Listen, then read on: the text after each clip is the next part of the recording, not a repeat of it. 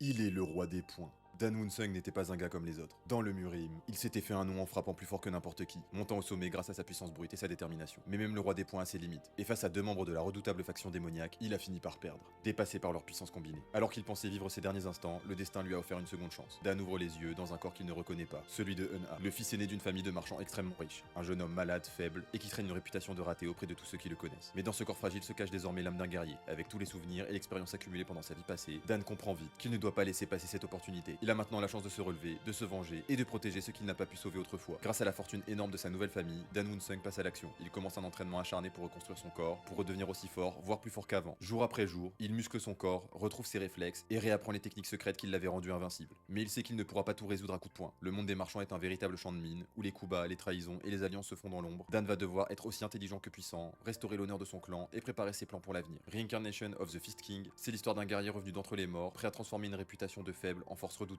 et à faire payer ceux qui l'ont tué. C'est un manhwa récent, à l'heure actuelle vous avez moins de 10 chapitres en français, je vous invite à les lire et me donner votre avis en commentaire, salut!